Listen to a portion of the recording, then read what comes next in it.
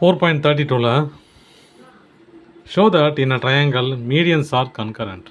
என்ன சொல்கிறாங்க அப்படின்னா, இப்போது ஏங்கிற வேர்டெக்ஸ்லேருந்து ஒரு லைன் புறப்பட்டு சென்டர் பாயிண்ட்டை, இந்த ட்ரையாங்கிளோட சென்டர் பாயிண்ட்டை தொட்டு இது இன்னொரு சைடை ரீச் பண்ணுது அப்படின்னா, இது எப்படி இருக்குன்னா, இது ரெண்டுமே ஈக்குவலாக பிரிச்சுருக்குன்னு சொல்கிறாங்க. சரியா?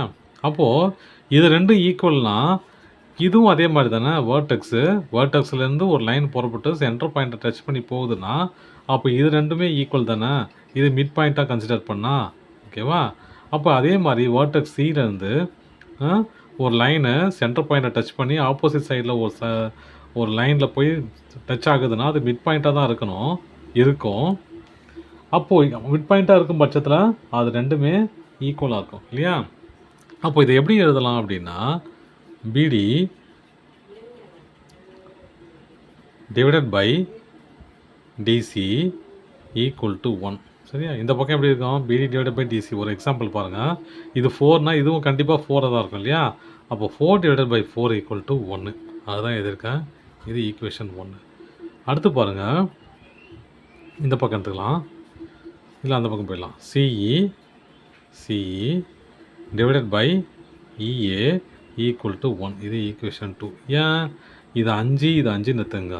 அப்போ 5/5ங்கிறது கேன்சல் பண்ணால் 1. இதையும் கேன்சல் பண்ணால் 1. அடுத்து பாருங்கள், இந்த side AF divided by FB equal to 1. இது ஈக்குவேஷன் 3. ஏன்? இது 10 அப்படின்னா இதுவும் 10 தான் இருக்கும். ஈக்குவல் தானே இதெல்லாம்.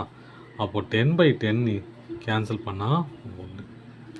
ஃப்ரம் 1, 2 and 3 கன்கரண்ட் நமக்கு தெரியும் இல்லையா? BD by DC equal to into CE divided by EA into AF divided by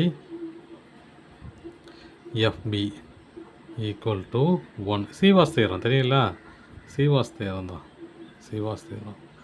ஓகேவா? இப்போது இங்கே BD என்னது? இது ஏற்கனவே கண்டுபிடிச்சிட்டோம் இல்லையா? அப்போது 1 இன்ட்டு 1 இன்ட்டு 1 ஈக்குவல் டு 1. அவ்வளோதான் சம்.